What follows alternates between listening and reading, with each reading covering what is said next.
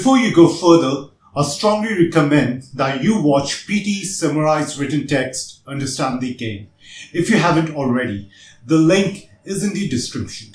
In this video, I will provide information that will make the task of comprehending the text, deriving the elements that should become part of your summary, and writing a summary walk in the park.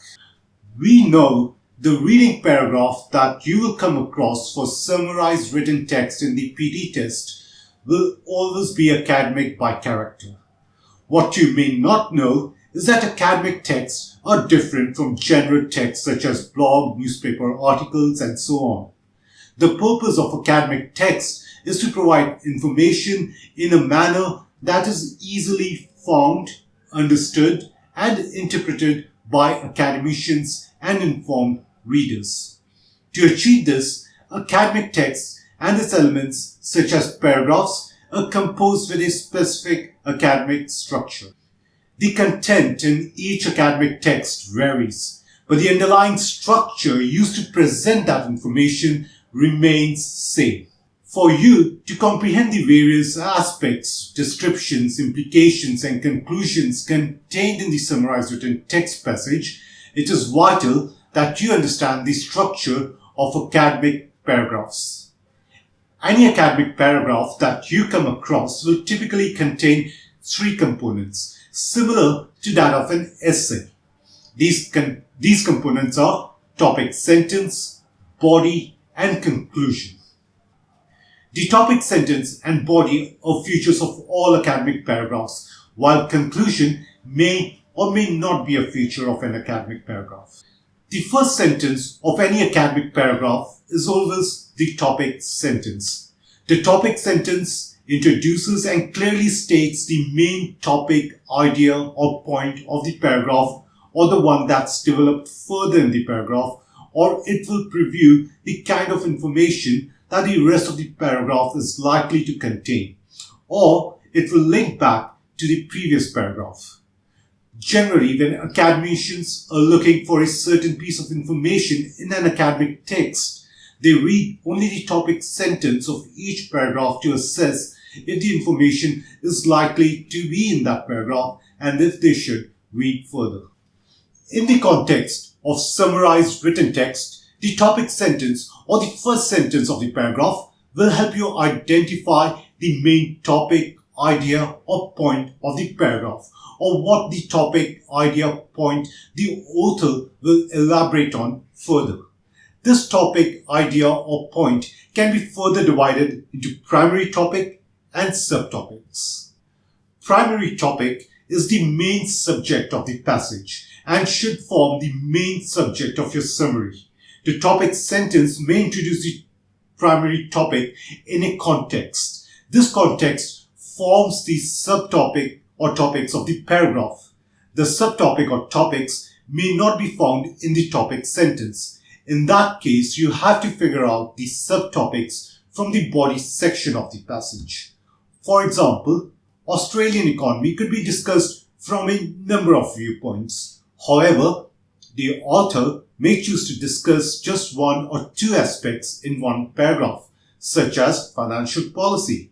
In this case, the primary topic will be Australian economy, while the subtopic will be financial policy. Make a note of primary topic at the top of your notebook and write down the subtopics below it. Identifying primary and subtopics of a paragraph is an art and can be an arduous task sometimes. This is where PT tests your skills to identify a writer's purpose, tone, and attitude and comprehend explicit and implicit information. In the example that I provided before, the primary topic could very well have been financial policy and the subtopic could have been Australian economy. To identify these parts correctly, read the whole paragraph with the purpose to understand its content and structure, and then read the topic sentence to identify the primary and subtopics in the context of the paragraph as a whole. The body comes after the topic sentence. It is here that the main topic, idea, or point introduced in the topic sentence is elaborated further. Elaboration may include description, analysis, implications, interrelationships, examples, or any combination of these. There is a plethora of information that could be given in the body section.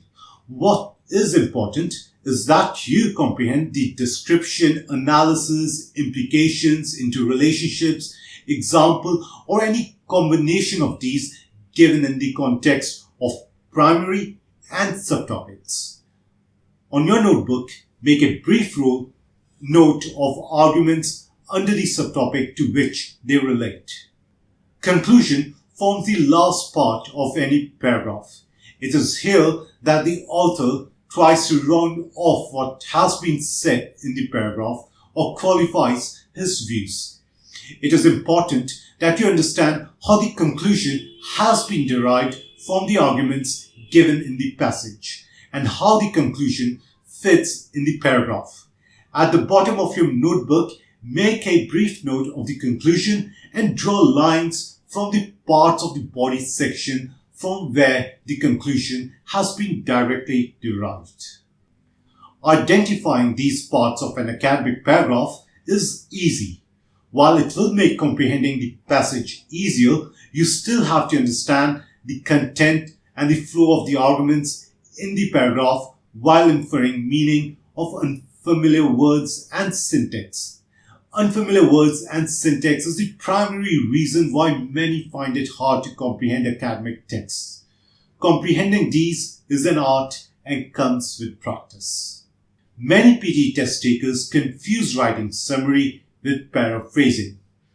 These test takers spend too much time and effort paraphrasing and joining sentences. This is the worst strategy to tackle summarized written text questions. You must make every effort to write the summary in your own words. This is much easier than paraphrasing. Now about writing the summary. To write the summary, first you must have good comprehension of the passage.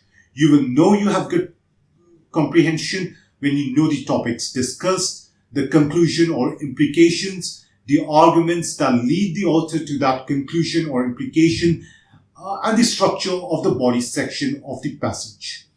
To achieve such comprehension, do not focus on each sentence or individual parts of the essay, but on the macro picture, which is the meaning of the paragraph as a whole. When you have clarity on the content of the passage as a whole, or what idea the author is trying to convey through that text, you can put it together in writing in your own words. You know you have to include all the key aspects in your summary to achieve full points for content. However, as a general rule, do not include examples, lists, quotes, and definitions in your summary. All aspects that are required to present the main topic, idea, point, or conclusion of the passage are key and should be mentioned in your summary. This may include the point the author tried to make through examples, lists, quotations, and so on. Writing a one sentence and maximum 75 words summary requires application of trial and error methodology. You try and put the content together in different permutations and combinations till you have all the key aspects of the passage in the required criteria with regards to content, grammar, vocabulary, and so on for summarized written question item type. Now, knowledge of these tips and strategies is not by itself going to help you achieve the scores you need in one attempt.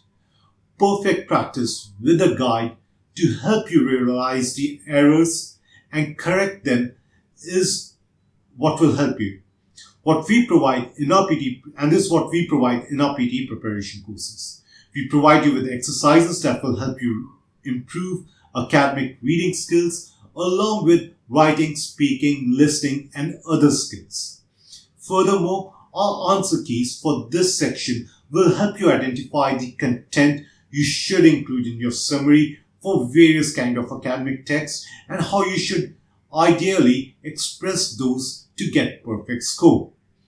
So do go to the enroll page of our website and enroll in a course you need for one attempt PTE success. We have more tips with regards to writing. However, we will wrap this video and cover those in another. Do go through the articles in the description as you will find more useful information in them.